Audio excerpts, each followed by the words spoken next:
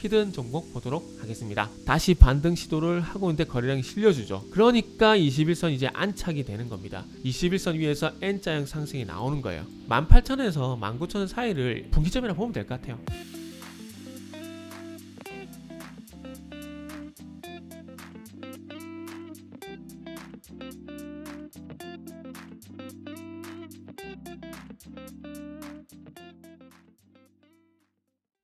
자, 반갑습니다. 알파프로 가족 여러분, 정태근 전문가입니다. 2022년 1월 3일 방송 두 번째 방송 시작하도록 하겠습니다.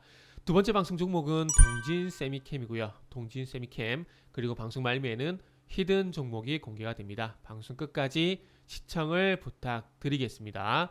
그리고 방송 보시고 난 이후에는 좋아요, 구독 부탁드리도록 하겠습니다. 자, 한번 시작을 해보도록 하겠습니다. 이 동진 세미캠 상당히 운이 좋은 종목이라고 생각이 됩니다. 물론 안 좋다라는 건 아니에요. 물론 좋아요. 좋은데 지금 이 회사가 내고 있는 퍼포먼스, 실적 대비해서 저는 개인적으로 상당히 아웃퍼폼을 하고 있다라고 생각을 하고 있습니다. 그러니까 자, 주가를 보게 되면 2019년부터 2019년 바닥을 다지고 쭉 그냥 달렸죠. 그래서 만원이 안 되던 주가가 5만원까지 올라가게 되면서 5배가 넘는 상승이 나왔습니다. 왜 운이 좋은 종목이냐고 생각을 하냐면 소부장, 노제펜, 고영양으로 해서 상승이 나왔죠.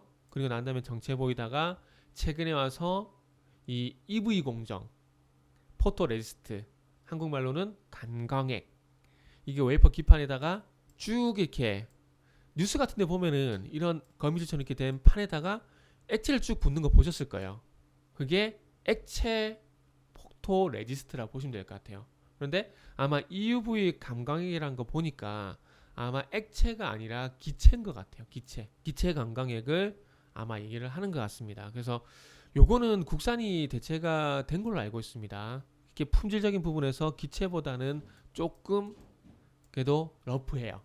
러프하고 이 기체 같은 경우는 대체가 가능하지 않았는데 뭐 개발을 했다라는 얘기 듣고 지금 파일럿 공정 뭐 테스트하는 거 보니까 뭐 성공한 것 같다고 좀 봐도 될 것 같아요. 거기다가 이제 노스볼트, 이게 또 뼈아픈 얘기를 좀 해야 되는데 저는 개인적으로 LG화학이 주가가 꺾여버린 계기가 저는 SK이노베이션과 소송 그리고 노스볼트 얘기가 나오게 되면서 저는 주가가 꺾였다라고 생각을 하고 있습니다. 그 얘기가 요때 나왔거든요. 요때 그게 한 3월달 되겠죠. 이게 폭스바겐이 위기감을 느꼈어요. 왜냐하면은 LG화학과 SK이노베이션 소송이 길어지게 되면서 배터리를 제때 공급하지 못할 거라는 그런 불안감 때문에 노스볼트라는 합작법을 만든 겁니다. 프로젝트가 그때 실행이 된 거예요. 그러면서 LG화학과 SK이노베이션이 위기감 느끼면서 바로 합의를 해버렸거든요. 그럴 것 같으면 좀 빨리 하면 좋지 않았을까라는 생각이 좀 들어요. 그러면서 이제 중요한 것은 스웨덴에 있는 노스볼트 공장에서 이제 처음으로 배터리 셀이 리튬이온 배터리 셀을 만들었습니다. 요거는 전량 폭스바겐 전기차에 들어갈 거예요.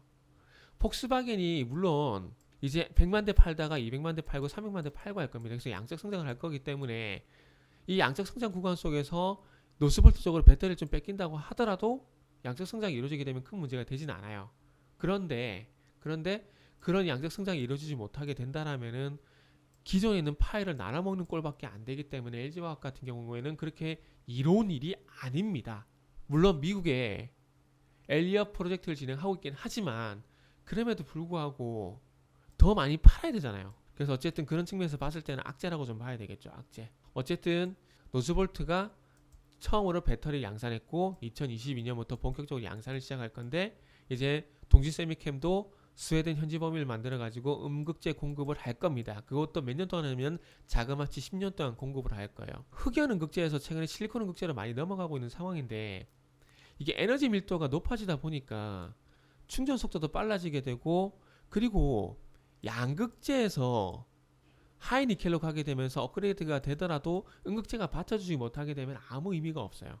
왜냐하면 이렇게 리튬이 왔다 갔다 하잖아요. 왔다 갔다 방전 충전 왔다 갔다 하잖아요. 근데 이 음극재가 성능이 받쳐주지 못하게 되면은 아무리 여기 양극재를 업그레이드 한다라고 해도 의미가 없어요. 그래서 최근 실리콘 음극재를 가고 있는데 포르쉐 타이칸이 실리콘 음극재를 쓰면서 충전 속도가 빨라졌죠. 그죠?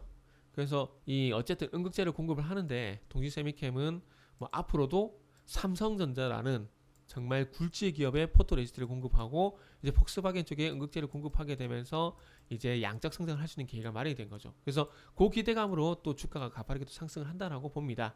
그리고 이 기대감이 꺾이고 난 이후에는 여기서 그랬던 것처럼 2020년 초반에 그랬던 것처럼 아마 또 주가 정체 구간이 들어갈 거예요. 왜? 기대감에서 실적으로 바로 이어진지 여부가 중요하거든요. 바로 이어진다라면 계속 가겠지만은 바로 이어지지 않게 된다라면은 또 이런 횡보 장세가 이어질 가능성이 높다라고 보는 게 맞을 것 같습니다. 자, 이어서 히든 종목 보도록 하겠습니다. 5일선과 21선이 데드크로스가 6월달에 났습니다. 데드크로스 났어요. 그리고 난 다음에 저항, 돌파 실패. 그러다가 10월달 와서 분위기가 좀 바뀌고 있습니다. 돌파 시도를 했는데 거래량이 좀 약해요. 그러니까 어쨌든 중요한 건 추세가 전환될 때 신규 매수가 들어왔다라는 그 신호를 볼 수밖에 없는 게 거래량입니다. 거래량. 그런데 거래량이 약하죠. 그러다 보니까 꺾이고 다시 반등 시도를 하고 있는데 거래량이 실려주죠. 그러니까 21선 이제 안착이 되는 겁니다. 21선 위에서 N자형 상승이 나오는 거예요. 그리고 이제 여기 전고점 14,500원까지 돌파가 이루어지죠. 14,500원까지. 그러면서 이제 전고점 돌파, 신고가를 이제 만들려고 하고 있는 상황입니다. 그래서 이제 여기선 두 가지 방법이 나와요. 매수 타이밍은. 자, 나는 전고점 돌파할 때 추정 매수해 보겠다. 추경 매수하고 추적 매수는 틀립니다. 추경 매수는 요거는 무작정 따라가는 겁니다. 물리는 매매예요. 그런데 추정 매수는 이제 상승이 시작될 것 같을 때 따라가는 거죠. 상승이 시작될 것 같다. 자, 그래서 여기서 따라가는 전략. 그리고 좀 보수적인 투자자는 21선까지 다시 내려오면 5일선이란지 21선 부근에서 조정을 보일 때 따라 조정시 매수하는 접근 전략이 될 수가 있겠죠. 자, 그리고 이제 여기서 만원과 14,500원 사이의 박스권. 첫 번째 방송에서 잘못 말씀드렸네요. 상단 박스권은 19,000원이 되겠죠? 18,000원이 돌파가 되게 되면은 1차 분기점. 그러니까 18,000원에서 19,000원 사이를 분기점이라고 보면 될 것 같아요. 그러면은 이 분기점이 이제 1차 목표 주가가 될 수가 있는 거고요. 최근에 와서 요 종목도 배터리 관련주로 묶여 있습니다. 그래서 요것도 음극재 관련해서 좀 동지세미캠 음극재 말씀드렸죠? 요것도 음극재 관련해서 바인더.